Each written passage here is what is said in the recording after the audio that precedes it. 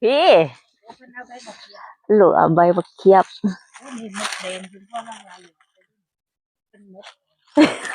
มันว่าอะไรล่ะเล่าอะไรเล่าอะไรเฮ็ดใบบักเขียบหมดเนี่ยอันใดก็ต้องแล้วอย่าเพิ่งเล่าตีเพราะแต่ว่าเดี๋ยวแม่จะส่งอีกอืมกล้องอยู่ไสละอยู่น้ำพอตี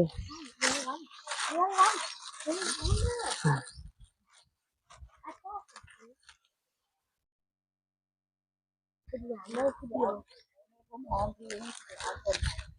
อันใดแม่เดี๋ยว จะตีทางมดแดงทางมดแดงเจอหัวตกใส่หัวร้องห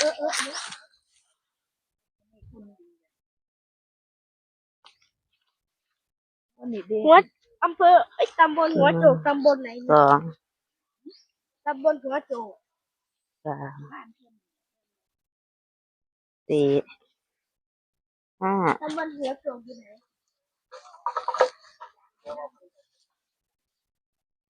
ตบหัวโจกอยู่ไหนตำบลหัวโจกมันอยู่ไหนอยู่บ้านเหรอ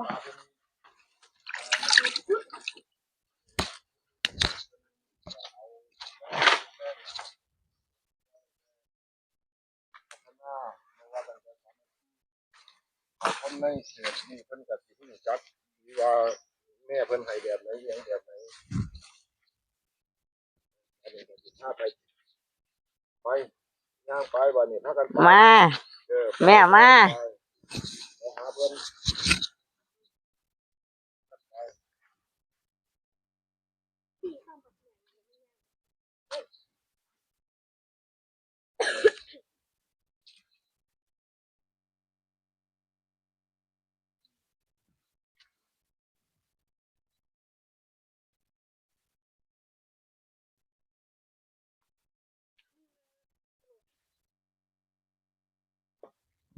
ไหนต้นไหนที่เหรอไม่มีต้นที่น้ำกดเลยจ้ะเปิดแล้ว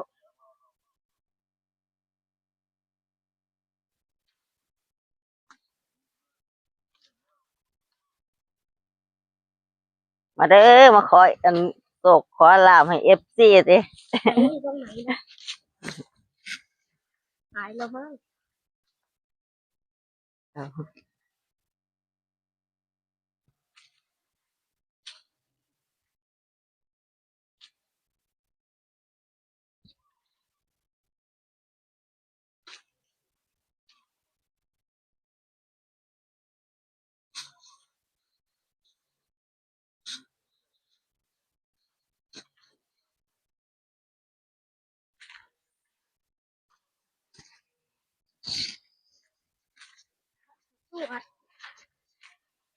ไก่ทอดยัง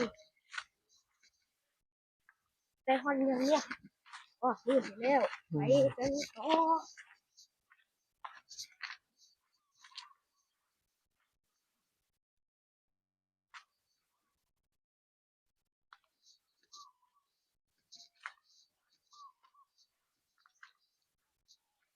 มาฮอดมาถึงแล้วเด้อมาเนี่ยมายามแม่นั่งผมหอมอีกแล้วมื้อนี้มาขอรัฐบาลลาวฟังโขงเด้อแม่นั่งผมหอมเอ้ย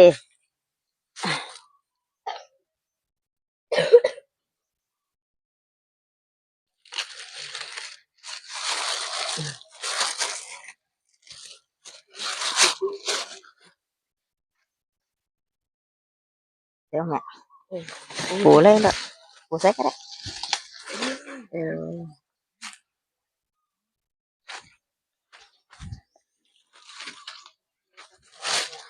เด้อแม่นั่งผมหอมเอ้ยมื้อนี้ลูกหลานมาขอลาวพัฒนาฟังโขง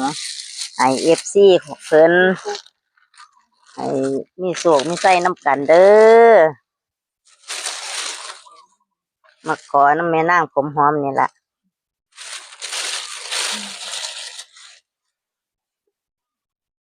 วันนี้ขอรัฐบาล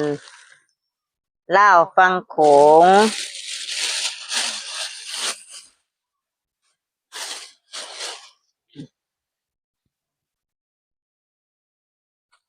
นางผมหอมเอ้ยมื้อนี้ลูกหลานมาขอลาวพัฒนาฟังขมวันที่15คืนนี้20:30ขอให้ลูกหลานได้มีโชคมีชัยให้เบิกโชคเบิกทรัพย์ให้ FC ทุกคู่ทุกคนมื้อนี้20:30เด้อ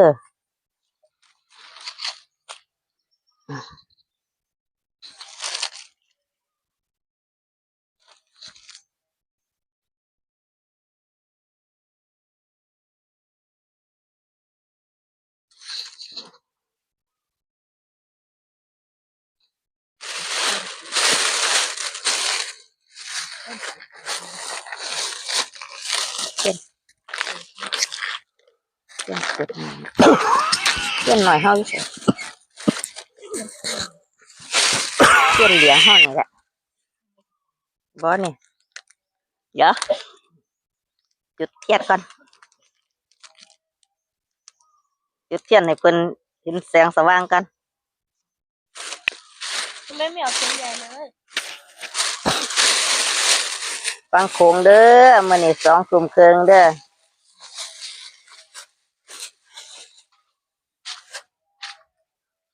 โอ้เสียงเครื่องเนาะ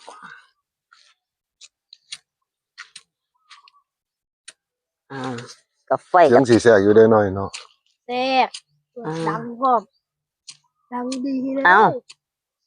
ไฟใส่แล้วพ่อ เอาเอามาบ่ล่ะนี่เอามาอยู่ เอาบอกเอามาหนีไม่เด็กเลยก็เสียอีก ได้ได้เยอะได้เยอะได้เยอะ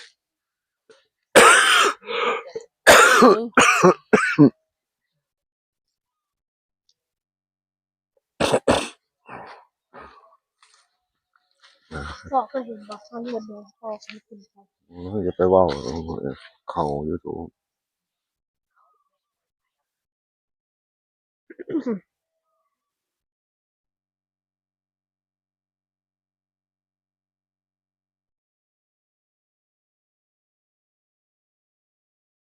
เรียนไปหรอ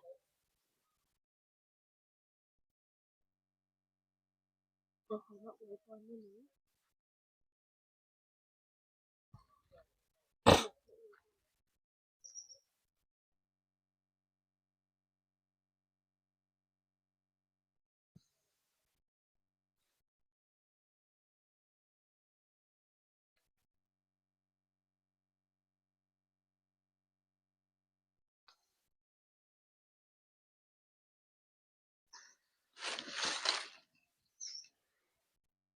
นะโมตัสสะภะคะวะโตอะระหะโตสัมมาสัมพุทธัสสะ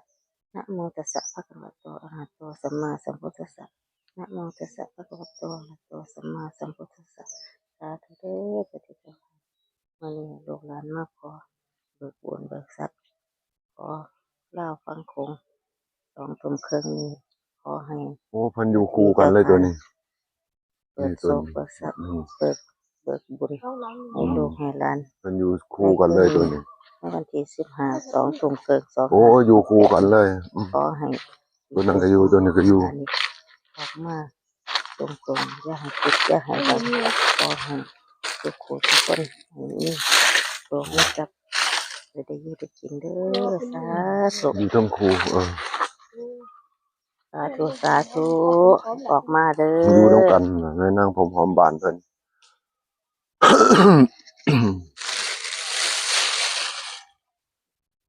ฟังโขงเด้อให้นางผมหอมเอ้ยเจ้าที่เจ้าทานเจ้าภูมิเพิ่นตัวใดก็ออกมางามๆก็ให้เอฟซีทุกผู้ทุกคนมื้อนี้ไปขามโขงเด้อ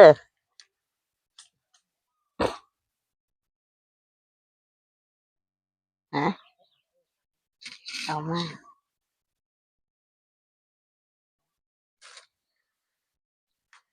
ออกมาน้ำขี้ถูกงามๆเด้ออย่าปิดอย่าบังลูกหลานฟังโขงเด้อมื้อนี้ ลูกหลานแปลยากแท้เด้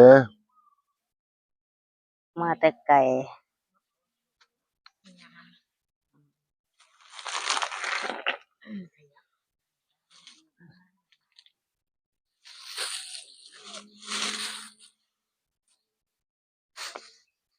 สุผู้สุคนละเอฟซีให้เอฟซีให้ได้มีอยู่มีกิน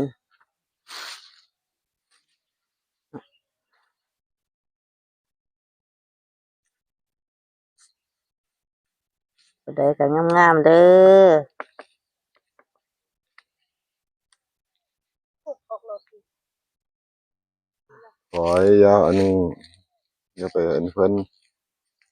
ให้เพิ่นเบิ่งให้เพิ่นแปลให้เพิ่นอันนี้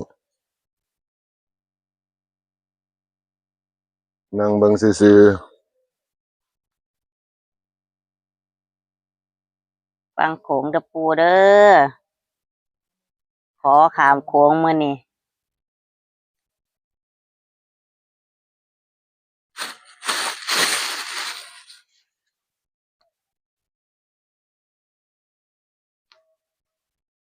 ตัวใดก็เฮ็ดออกมางามๆตัวมื้อนี้สิพาไปเที่ยวขามโขงเที่ยวลาวพุ่นน่ะอย่าให้ตกน้ำตกไท อย่าให้ตกน้ำโขงเพิ่นมาขอโชคให้เอฟซีให้เพิ่นได้มีอยู่มีกินนํกัน ๆพอเพิ่นมีปัจจัยสร้างน้ำทำบุญ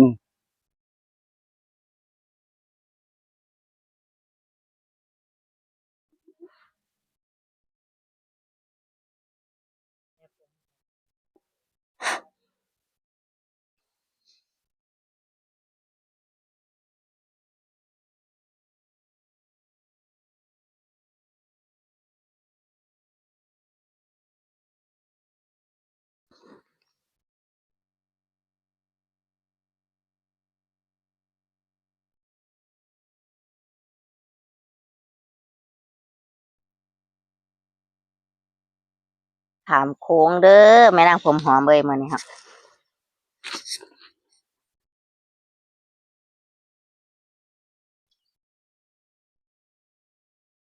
มื้อนี้สิพาไปเที่ยวลาวมื้อแลง20:30 แม่นบ่ให้ FC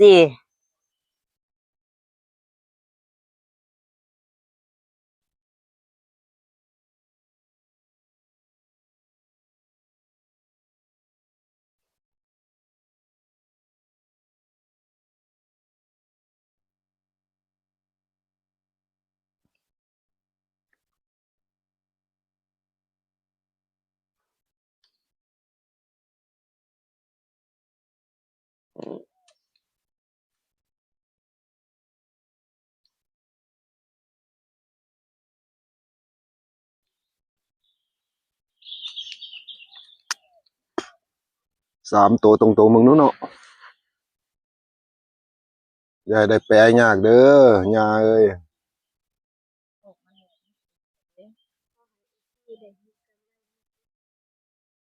ช่วงต่อ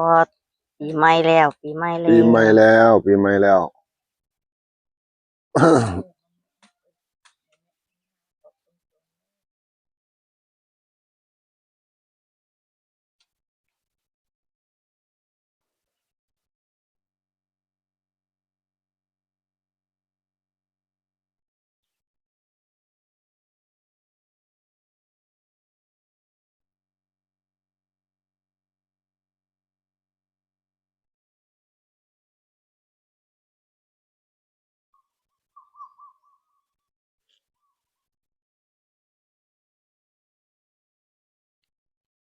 เที่ยวลาวมื้อแลง20:30มื้อนี้วันที่15แม่นบ่ วันที่15มื้อนี้มื้อ15วันจันทร์มื้อนี้ 15วันจันทร์ 20:30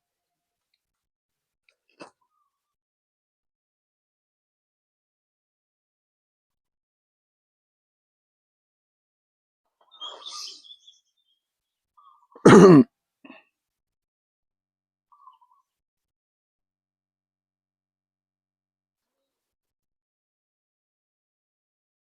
ดี๋ยวเพิ่นสิถ้าเพิ่นให้เพิ่นก็เฮ็ดมาเลยล่ะเพิ่นให้เฮาบ่ได้จับยากเด้ถ้าเพิ่นให้ ห็นบ่อันหมู่บ้านน่ะแม่น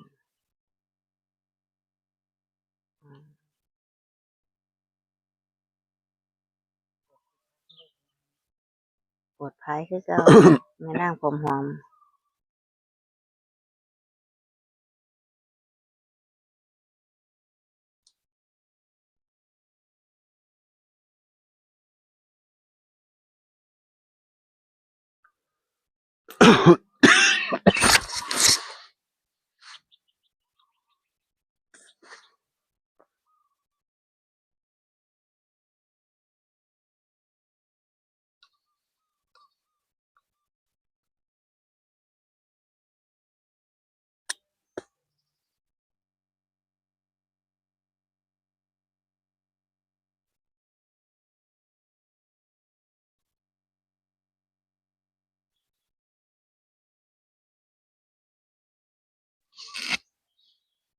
รอบสุดท้ายพุ่นน่ะมันเป็นจังซี่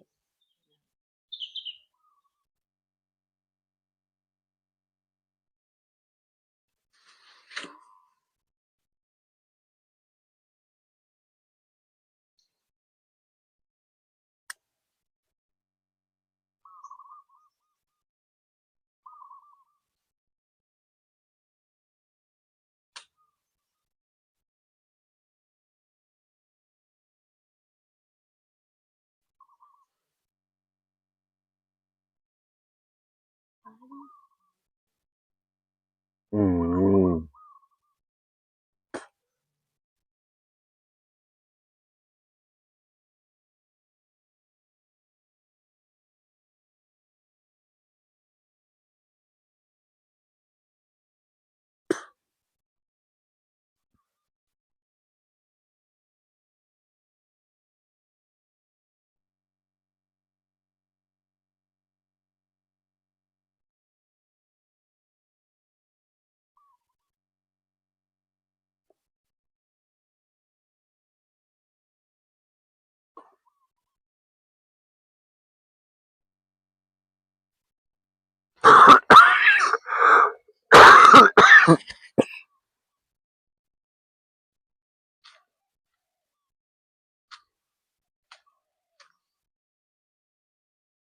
เป็นในบัดนี้ใกล้ละติ เครื่องหนึงแล้วก็ เครื่องแล้วออกงามบ่ ยังบ่ทันได้นั่น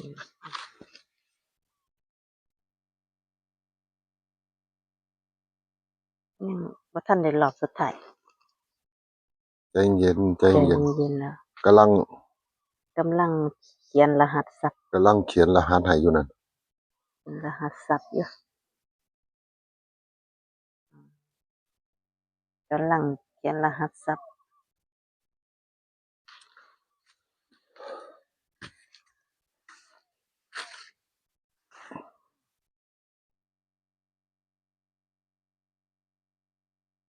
เพิ่นเขียนรหัสทรัพย์ให้มันก่อน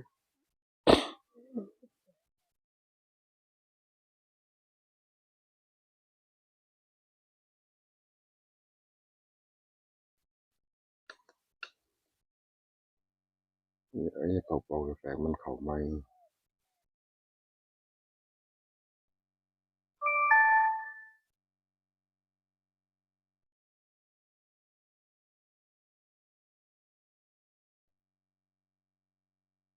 เที่ยวฟังโขงเด้อปู่ย่าเอ้ยรหัสทรัพย์ขึ้นมาเด้อเปิดรหัสทรัพย์ดูอย่าปิดอย่าบังลูกหลานแม่ล่ะ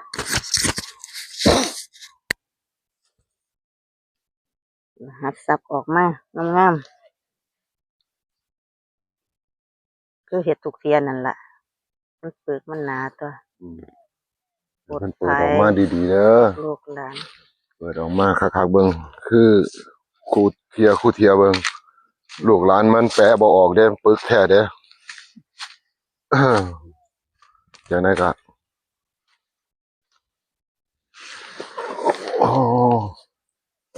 มันสิขาดก่อนบ่ขาดดอกเนาะ บ่ถ้าให้บ่ขาด อืม คือเมื่อวานเห็นบ่ เออ คือเมื่อวาน ถ้าให้บ่ขาดดอก มันสิเฮ็ดหยังเพิ่นก็เฮ็ดรหัสโตคือเก่าไม่ขาดนอกจากลมแห้ง เอากล้องมาจับเบิ่งดูบ่เนี่ยใกล้สิเบิดแล้วเดี๋ยวถ่าย FC เพิ่นอันนี้ถ่าย FC เพิ่นสิเบิ่งถ้าหมู่เพิ่นแปลนำกันได้เนาะแม่นบ่ แม่น เอามาจับใกล้ๆลามาจับนี่ เออ จับตัวนี้เอา เออ อืม เดี๋ยวเพิ่นสิแปลบัดนี้ออกมานั่นล่ะให้ FC เพิ่นแปลต่อยกัน เดี๋ยวทางนี้เขาสิแปลให้เพราะว่าเขาเคยเอากับขี่ถูกจังซี่ถ้าเพิ่นเอากับขี่ถูกแบบนี้เพิ่นแปลออกมานี่เพิ่นบ่เคยอันนี้หรอก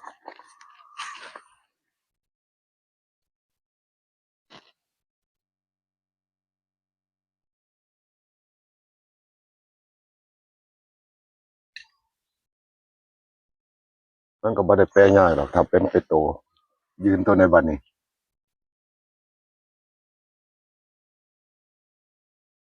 เอาเจ้าบ่ต้องอาศัยตาข่อยเด้อบ่เห็นหงส์นกเด้ข่อยสิจดให้เพิ่น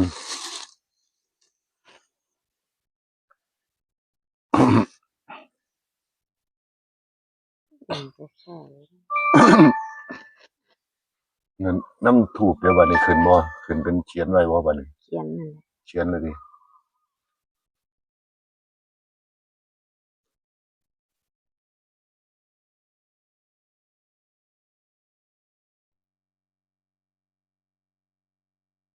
ยืนเป็น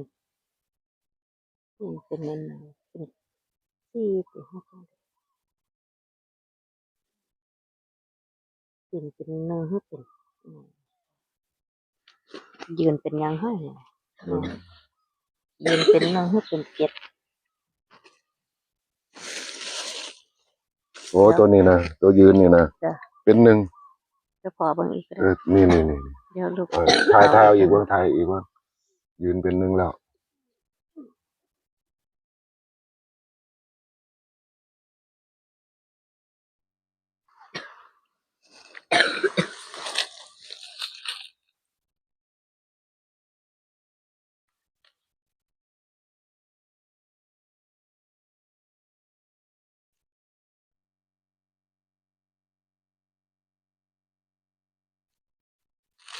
เดี๋ยววันนี้ถ้าน้ำปวก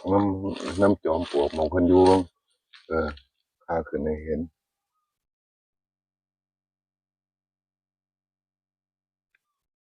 เพิ่นเคยเอาแบบนี้ครับ FC ถ้าเอาทูบอันนั้นมาจุดมันบ่ค่อยแม่น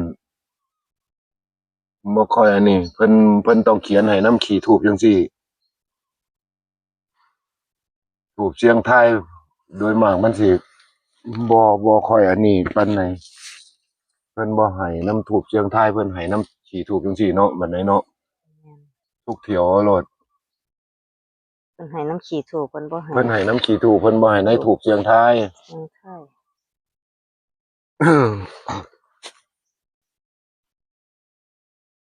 แล้วเพิ่นก็ไปกระซิบบอกเท่านั้นเอง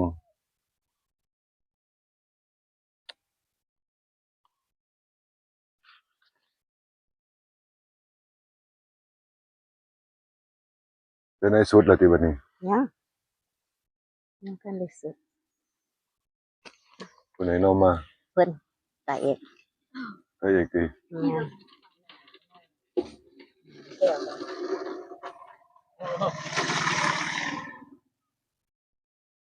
มันลมแห้งพอก่อนมันลมแห้ง ลมแห้งแล้วติ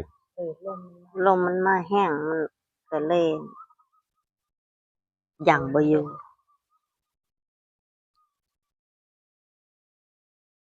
เนี่ยเอ้ยแม่งนางผมหอมเอ้ย FC ให้เพิ่นได้ชัดๆเด้อ อย่าปิดอย่าบังเด้อบอก อย่า ออกมาแจ้งเบิ่งดูแม่เอ้ยได้ยินตั้งแต่เขาซาแท้10วันซาหาวันลือแท้ ตัวใดมากอ่ะออกมามันสิล่มบันไดก็ยังไว้ เออ อยากอายเขาเจ้าเด้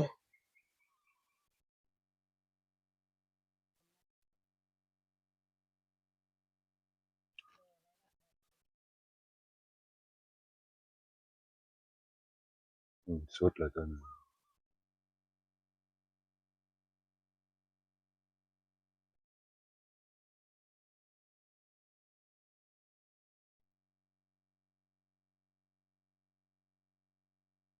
คือว่า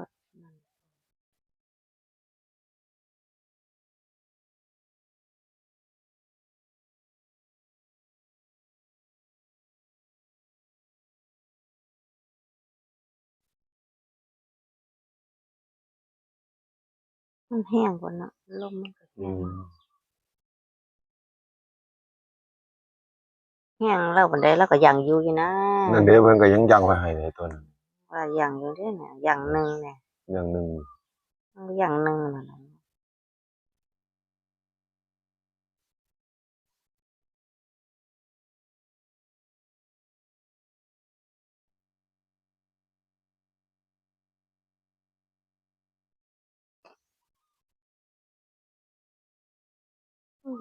แต่หนึ่งแต่ว่า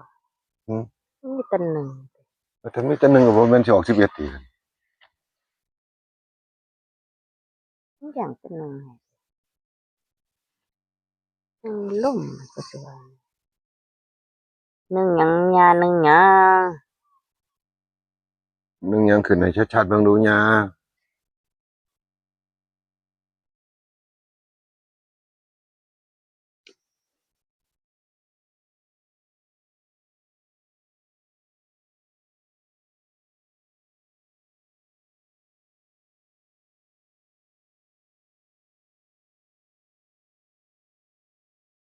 จะเห็นเป็นหัวงูหัวนั่นจะเห็นเป็นหัวงูหัวอีหยังออกมา โอ้นี่เดี๋ยวมันจะหัวอีหยังบน อื หั ม วอีหยังออกมาบักงูใหญ่ออกมา อืมโอ้เห็น โอ้เห็นฮอดโตเพิ่นโดตัวนี้แม่นนี่เด้โตเพิ่น นั่นว่า นี่น่ะอยู่หม่องโตเพิ่นเนี่ย อืม นี่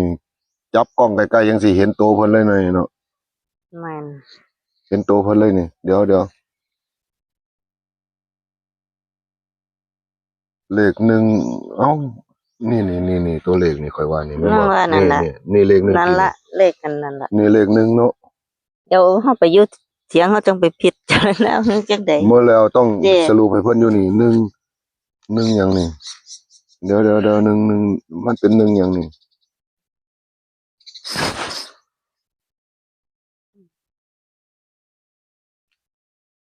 โอ้ยเลขสี่นี่ตัวนี้ นั่นน่ะ นี่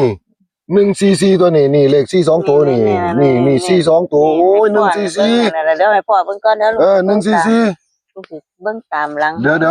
144เลขอ่ะนี่เลข4 2ตัวนี่ติดกันเลยนี่นี่เดี๋ยวสละว่ากัน นี่นะ นี่ตัวนี้ติ จ้ะ อืม หนึ่ง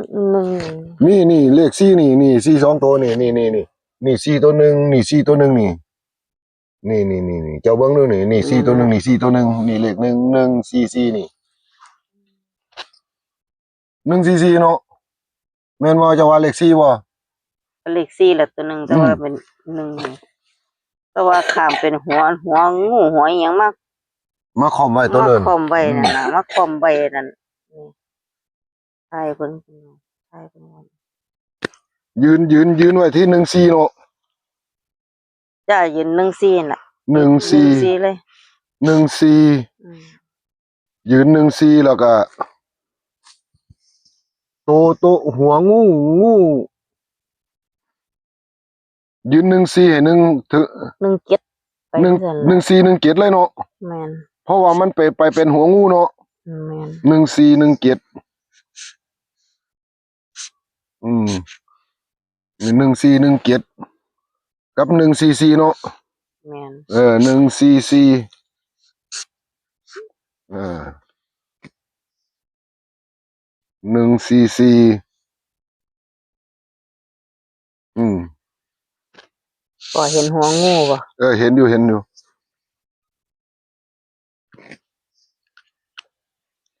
บัดนี้ FC เอ้ยบัดนี้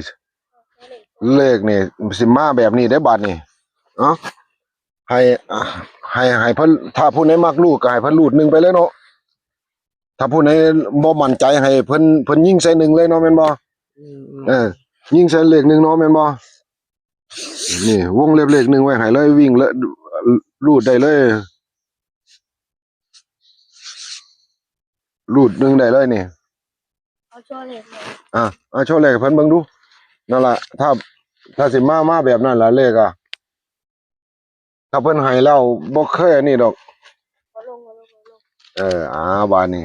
ขอให้ อ๋อเป็น FC มีโชคมีหมาเด้อบานนี้เป็นหัวงู พ่อเห็นหัวงูออก เห็น มา อยู่เห็นหัวงูออกมาอยู่ดีๆอยู่บานนี้ท้ายสุดนี้ก็ขอให้ FC ทุกผู้ทุกคน จงมีโชคมีหมานเด้อบานนี้สวัสดีครับ สวัสดีครับ อย่าลืมกดไลค์กดแชร์กดติดตามไว้